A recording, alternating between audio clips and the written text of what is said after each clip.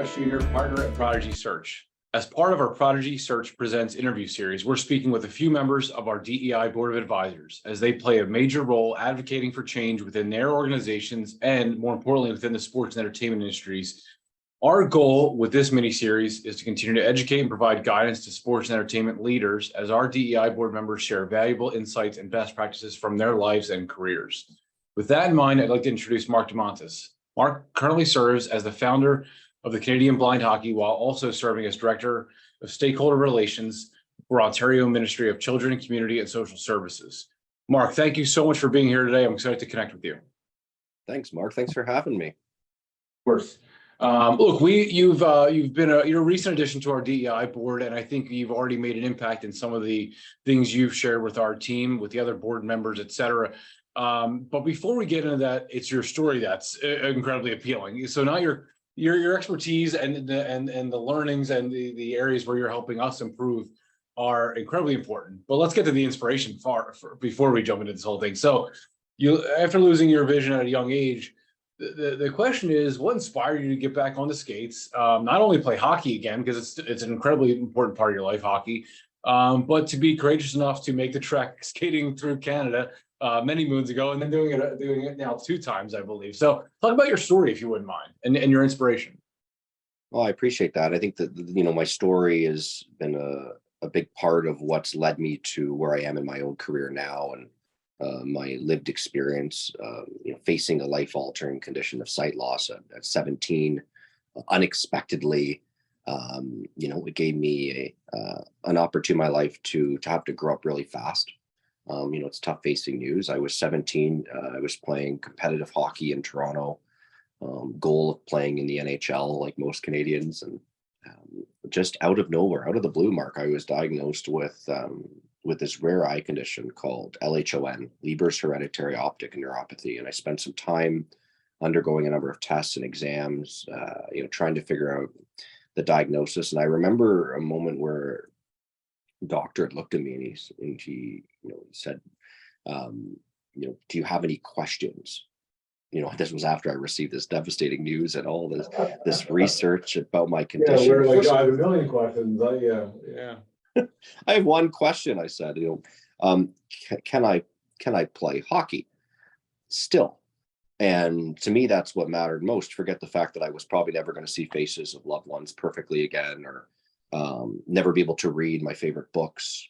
It was to me, it was about hockey. It's all I had known. And the doctor seemed a bit stunned, and he said, well, I don't know how you'd ever be able to keep playing hockey with the sight you have. And I think for me, it was, knowing that was my first question after I faced that diagnosis, it made me realize that if even after all I've gone through, I'm still thinking about hockey, there's probably a really good chance I'm going to devote the rest of my life to the game. And I started playing blind hockey on a local team in Toronto, the Ice Owls, and the rest was history. I fell in love with the parasport. I was able to keep playing the game I love, even despite this disability. And I realized fast that there were no programs across Canada. There were no programs globally for blind hockey. I was 17 years old, and I said to myself, I really felt that I was put on this planet to do something about it. And away we did. What are the goals? And so let's get into formally Courage Canada, now Canadian Blind Hockey. Tell us about the goals and the mission. What are you trying to achieve there?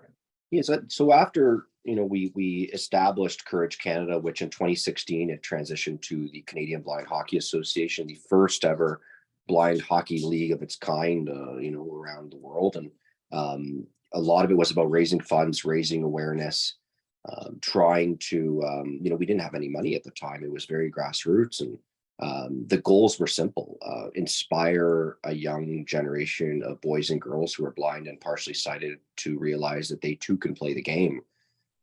So that started more youth programs across the country, programs across the United States. It's led to more adult programs, adult teams. It's led to international competition, regional tournaments. What started almost half my life ago as an idea, I'm now only at 35 years old, I'm already seeing the fruits of it and what it's transpired to become. And it's real. There's so many proud moments now mostly the plan right now is to work on building a high performance elite competitive league called the BHL, or the Blind Hockey League, which would be based in North America. And there's a lot more coming out about that soon as well. It's interesting. One of the things that you talked about, that one question, right? And I'm sure there were many more than the one question, can I play hockey again? But now changing, because I'm sure, as you said, on the youth side, I'm sure, look, it's scary for anybody. It's scary for an adult, but I'm sure the youth saying, because their mind's the same way. Well, can I still play? Whether they're 8 years old, 10 years old, or as old as you were, I think you said 17. Can I still play? Can I still compete? Well, not even compete. If you want to compete, great. But can I still just play for recreational purposes? So kudos to you for recognizing that there's a community to serve there. That's awesome. Yeah, there's so many kids that, they get left on the sidelines or in the bleachers, and they're told because of their disability that maybe it's unsafe, or their parents or guardians may be a bit hesitant. And that wasn't the case for, my brother and I growing up. Our parents, they threw us into whatever we could. Go play in the mud if you can, whatever you can to go stay active. And Yeah. I think there's no greater feeling than, there's a feeling I have when I see a child for his first time go on the ice with low vision or who's blind, and it is truly inspiring, and it actually gives you goosebumps just watching it. But when you look over at their parents and you see them being emotional, I mean, that's what really, inspires, I know, me and the community more and more, is it's not just changing a child's life, it's ultimately changing their family's life too. And sport has the power to do that. And hockey can be a catalyst for that, like many sports can. They empower young people, they empower families, they bring together community. All of these very things that, I had the opportunity growing up to participate in.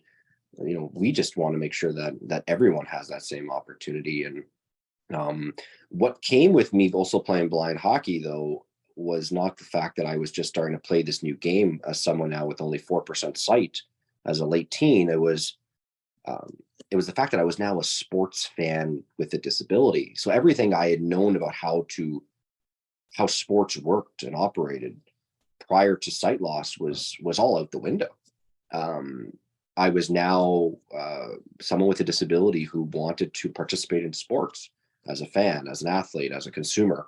And that opened so many more doors in my life. Mark, you talked about throughout the early part of those few answers and with our team, we talk about the words accessibility and adaptability. And I think about everybody's got their own stories. And for me, I had one grandmother that was in a wheelchair I don't know anything other than her being in a wheelchair. And I had another family member who had hearing impaired and partially deaf. And I, even though I was probably younger, I didn't use the words accessibility and adaptability. I was always curious about what was being done for them. And this was before DEI became as hot a topic as it was. Like this was 15, 20 years ago, and I was younger than I am now. And so I maybe was asking them questions purely out of curiosity and also to try to help them, their family. Are accessibility and adaptability talked about enough in DEI space, or are they afterthoughts? Well, I think the interesting part about accessibility is it's often misunderstood to what it means in the first place, but also where it situates within an organization or a property. It's often confusing. Is it a D&I matter? Is it a legislative council matter? Is it a C-suite business development opportunity? And there's so many places that you could have a home for accessibility. And I think that's a lot of, the journey that I've been on as a speaker and as an advisor in the space is helping folks figure out what it means to them, because what accessibility means to a local minor hockey association is going to be different than what accessible means to a professional football franchise, for example. And so everyone is at such a different point of their journey. Some are still being introduced to the benefits of, for example, hiring employees with disabilities, where others are way further along and they're already focused on advancing their digital accessibility or advancing areas where there's gaps within their built environment and their arena or stadium. So it means something different to everyone. Do we talk about it enough? I think since, like you said, since we've seen the rise of D&I in the past number of years, we're starting to hear the word more and more. To some people, again, accessibility can mean affordability. It could be general universal access. And to others, it could be again legislative. It could be rights based for people with disabilities and equity and what comes with that territory. So for me, I think that I try to use as an opportunity to educate. I don't think we can ever say we've educated enough in the industry. I'm continuously trying to educate sports properties, brands, teams on introducing the concept of accessibility, but most importantly, from a business perspective, really better understanding the disabled fans and disabled consumer marketplace.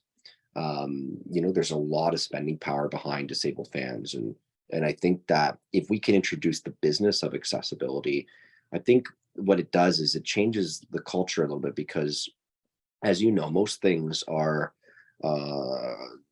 take a top-down approach. And if C-suite or executive really buys into the business of accessibility, the business of disability consumerism, I guess you could say, then the hope is that it'll be engraved in all other departments and compartments within the organization or the business. And so I really do believe that in order for accessibility to work, it needs to be bought in from the top. And we've seen this in the diversity and inclusion space.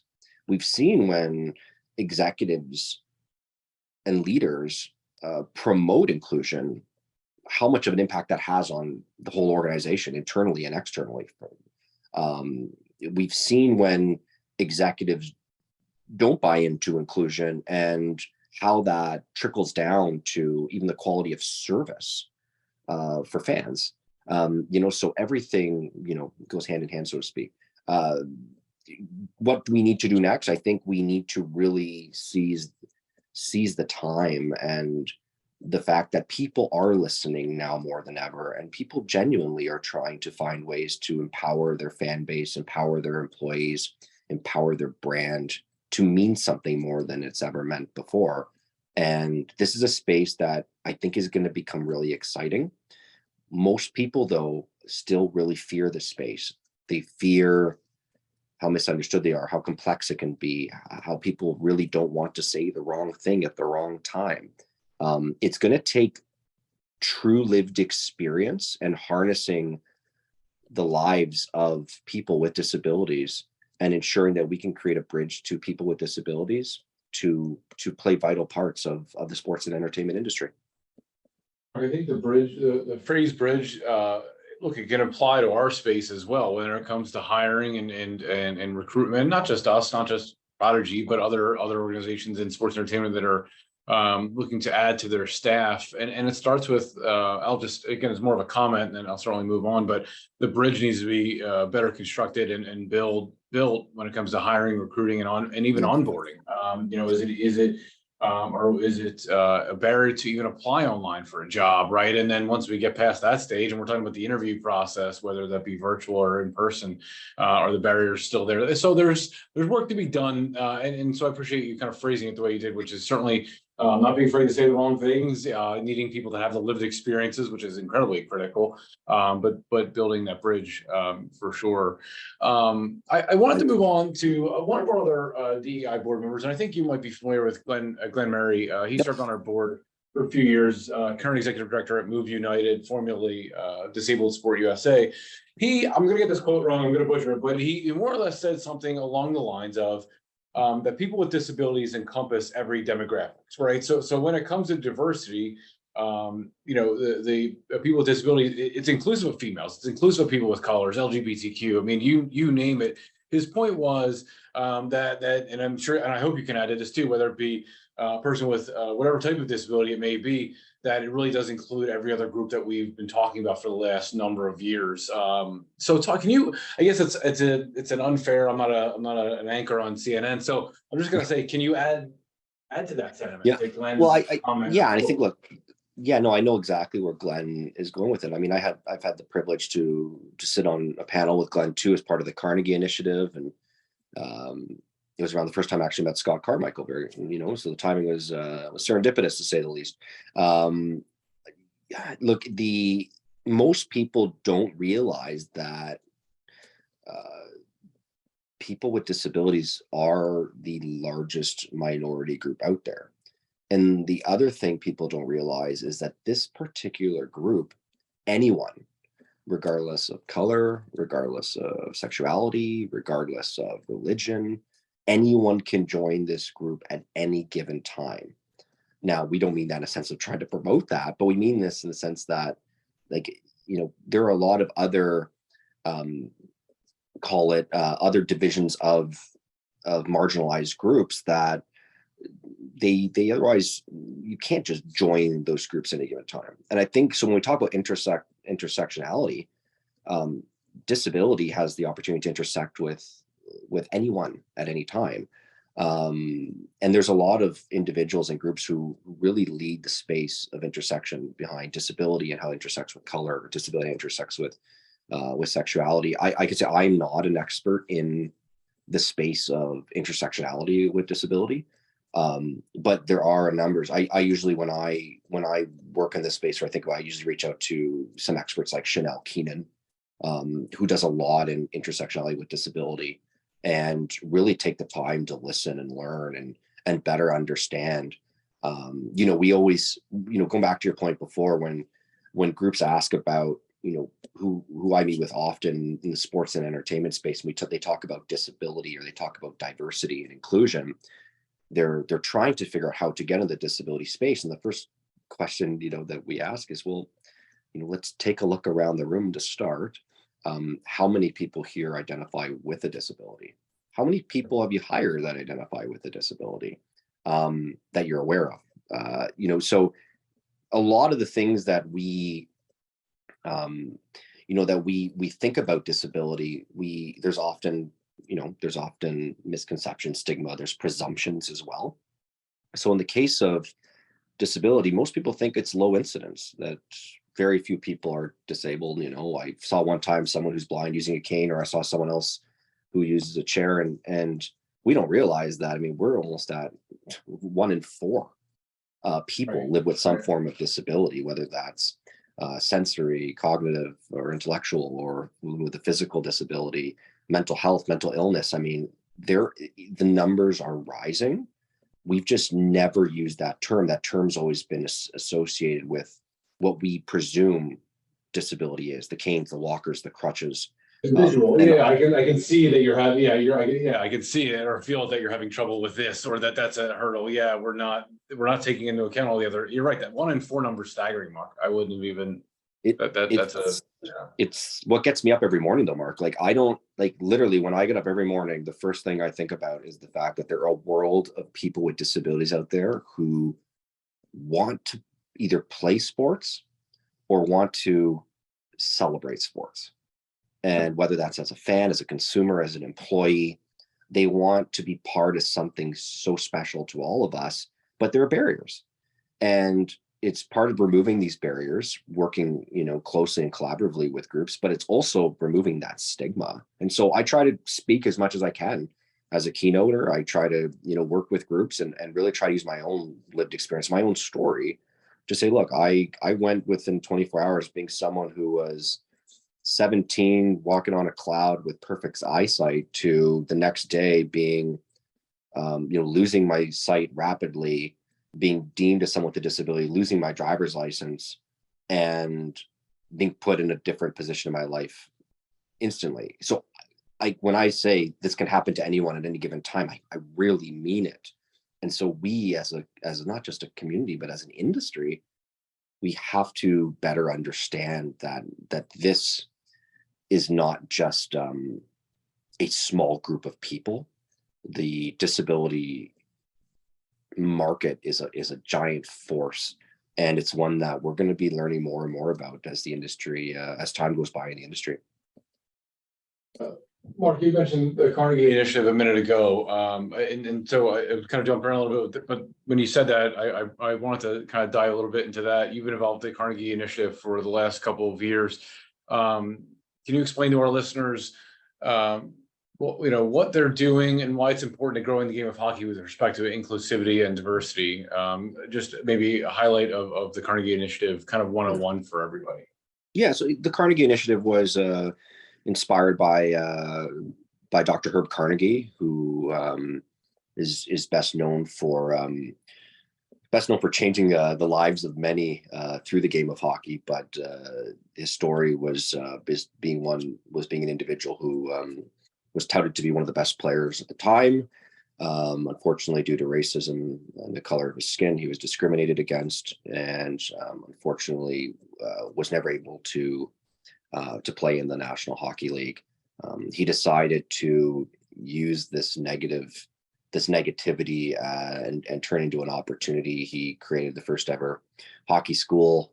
He created the first ever foundation to impact young people in the sport and the game, and he did so much.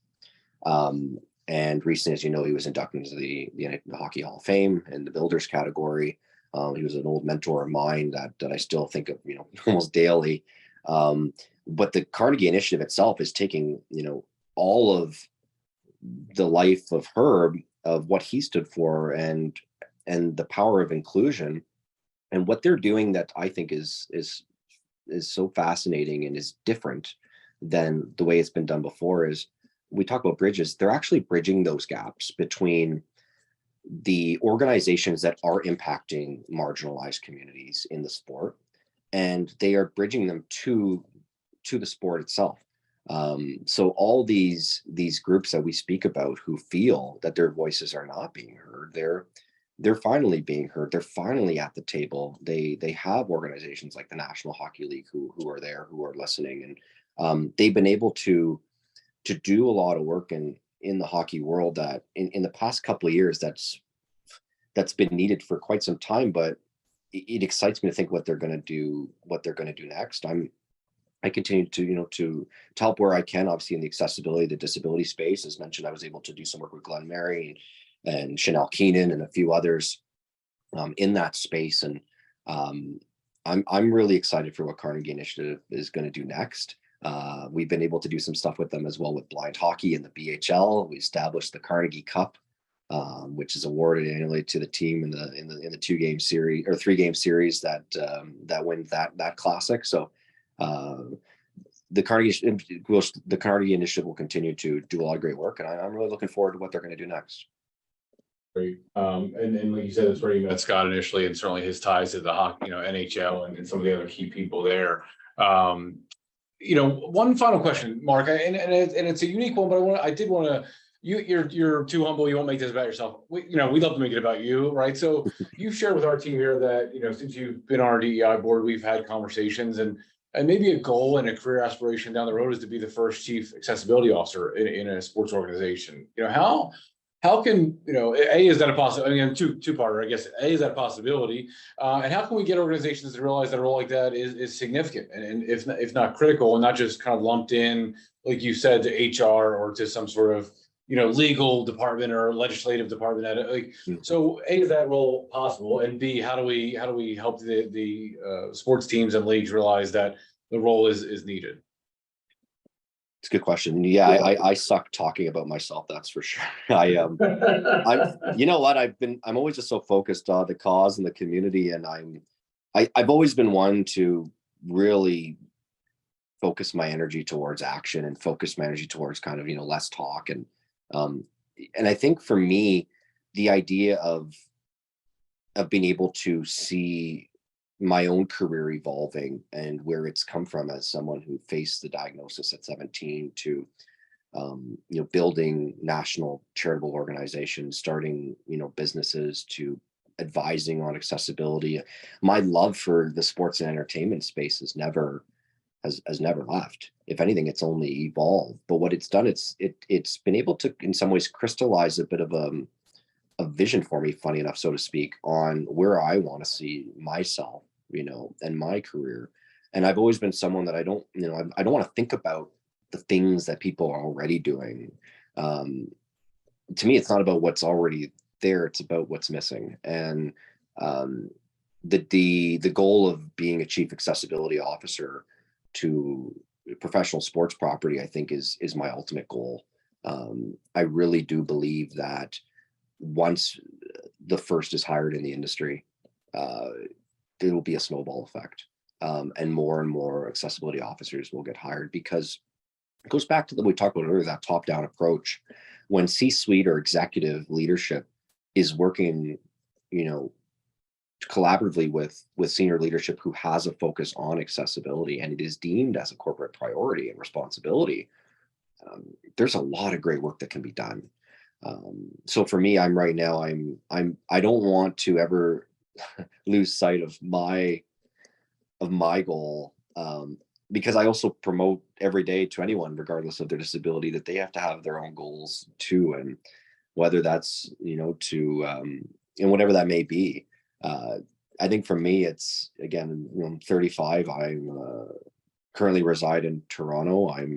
And I really see that by hiring employees with disabilities, not just at entry level or introductory job, but actually integrating senior executive disability talent to C-suite, I think is ultimately where I really see myself. But I know it's going to come with a lot of work. It's going to come with a lot of networking, and it's going to come with having to, as time goes on, have more conversations like this, Mark, actually maybe start speaking more about the benefits to hiring people with disabilities, maybe start publicly discussing the benefits of digital accessibility, or how to remove barriers in your built environment. I think that the space, in some ways, is an open road, and I'm really eager to get on and see where it takes. Mark, you hit the nail on the head about the kind of the trickle down effect and the snowball. There weren't always chief people officers. There weren't always senior level data and analytics roles. Until the last few years, there weren't many chief diversity officers, right? So that, a little bit of a copycat, but a necessary one. And you hit the nail on the head, and I guess kind of wrap it with this. And at the senior most levels where the person can have an impact, right? Accessibility coordinator can't have the same impact that a chief accessibility officer can have, right? And then so on down the line with some of the other roles we're talking about. So it's about recognizing the seniority of a role like that, the importance of a role like that, and the impact that they can have across the organization. And we always say this with chief diversity officers as well. It's not just about hiring in a pipeline. It's got to be about other pillars for the organization as well. The vendors they work with, the marketing partners they partner with. So same thing on the accessibility side. This isn't just to make sure, hey, we have more ramps at the stadium, right? And it's got to be 10 different other boxes we're checking in, and it's got to lead to action and long-term and sustained action in terms of a role like this, the CAO role. I like that. I like that idea. So yeah, you got to dream, right? I mean, dreaming is what's got me here. Whether it's blind hockey or my own career, or even through all the tough times in life, and all the times where you're second guessing, and tomorrow I'm going to wake up, I'm still going to have the same disability, but I'm also going to have the same passion and drive to get to where I want to be in my career, and I want to do it humbly. I want to do it in a way that's going to motivate and inspire others with disabilities across North America and around the world who want to get in this industry as well.